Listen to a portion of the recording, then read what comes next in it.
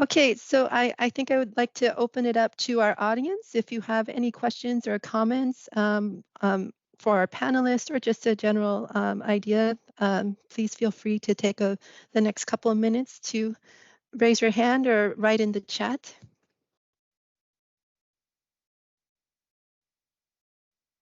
Perhaps our panelists could respond to some of the things that are already in the chat, maybe, because there's quite a lot happening in the chat. I think there was some interest in the politics comment, the idea of, yeah, but great, you know. And there was also a little bit about skepticism, and I think, you know, your three categories, Bethany, maybe you could just lay that out quickly for those who arrived late, you know, the three camps that people are in, because a lot of people came in just after you said it, so maybe you could just recap for that. On the different camps. The four camps. Sorry. Mm-hmm. Yeah, the four camps. The first camp is I think I heard about this chat GGG. It's chat. I call it chat GGP or whatever it's called. And I haven't heard about it, and maybe that's, you know, maybe I need to check it out. That's camp number one. I still get that. I mean, I still hear that all over. I hear that across higher education. I hear that in private sector. I hear that even when I go pick up my bread, you know, at the baker. So anyway, totally. Let's see. That's camp number one. Camp number two is totally against it. Like ChatGPT is the devil incarnate. Wouldn't touch it with a 40-foot pole. And it would rob me and my students of their voice, and it would just render everything artificial, and we should resist and forbid as much as we possibly can. That's basically the second group.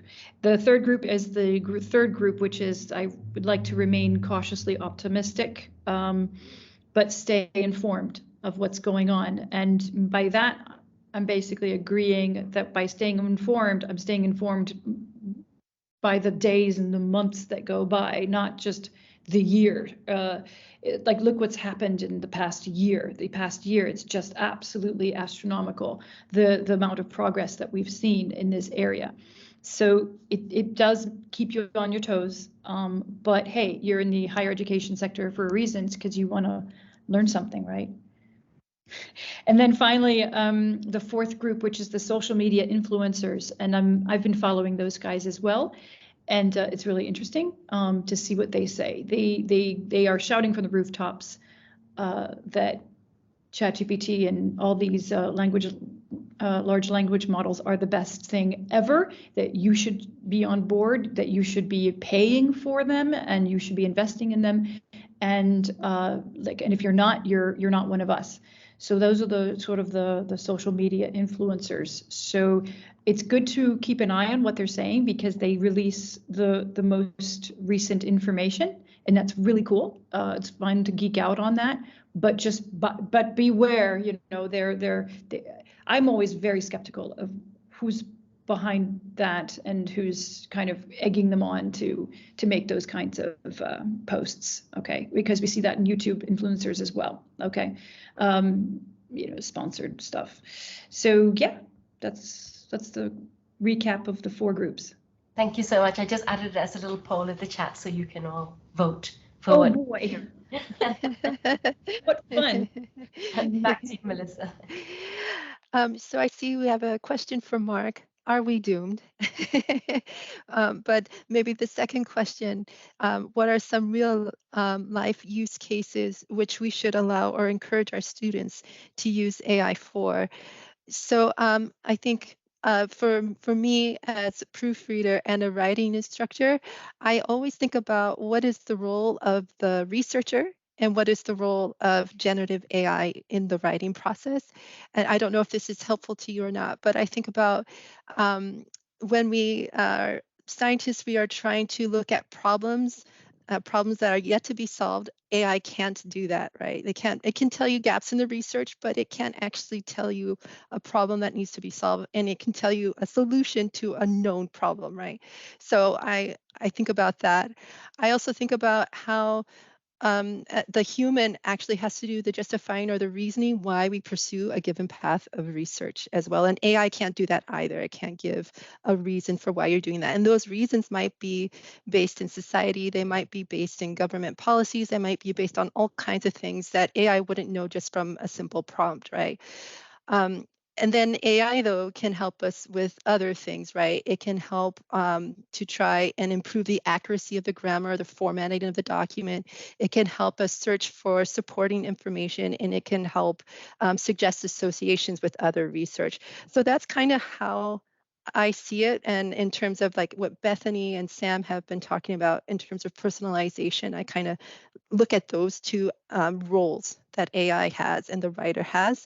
And then I try to decide what is it that the writer actually needs in terms of support from the Gen AI, because maybe it's actually the case that they still need to think about the research question. They still need to think about the problem, and AI is not going to help them with that.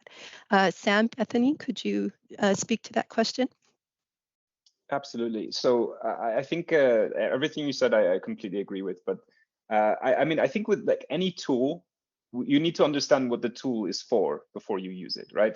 If you're trying to, you know, tighten a bolt with a screwdriver, you're going to have a hard time because you're not using the right tool for the right job, right? And so I think the thing is, you know, an analogy that we could make is, you know, everyone has a autocorrect on their phones when you're typing, texting a message, right? Now, I know for me personally, I'm very typo prone when I type. So I get a lot of autocorrections in my message. But I also know that I need to go back and reread all of those autocorrections to make sure that it's autocorrected to the right word, because often you can get a nasty surprise when you send someone a text message that, you know, might imply something very different from what you originally intended to say. Right now, the fact is that, you know, we do benefit from this tool, we understand it, and we trust it to a certain degree, but we have to understand like what it's for.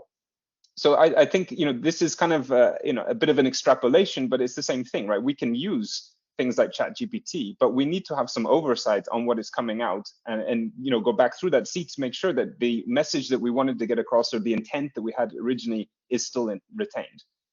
And you know, if you do use the tool appropriately, I think you can find a lot of benefit from it.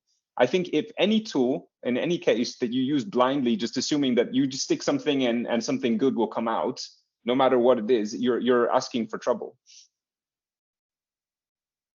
I agree 100%, Sam. And we also have to remember that what we're doing is we're actually training the model with our stuff.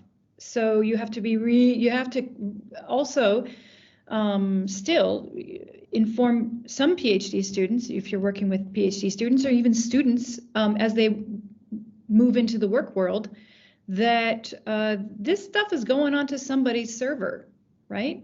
So and I mean, that's why I'm cautiously I'm that's in that area I'm always like extra cautious. I don't know what you think, Sam. I would really appreciate your opinion on that. Yeah, I mean, you know, the thing is, I find that this is inherently a tricky question, right? Someone's saying like, should you use ChatGPT? Should you not use ChatGPT? I mean, I think what you should do is try to understand what it's doing, how it works, before deciding if it's applicable to what you want to do, right? I think that's a more important question, right? Like, do you understand what you're trying to use it for, right? And I think that this is, you know, it seems like an obvious question, but it's a question people don't often ask themselves, right? For one example is that with students, often we ask them to give presentations at conferences and things. And if you ask a student, why are you giving this presentation? Sometimes they'll struggle. They don't have a good answer that, well, my supervisor told me to.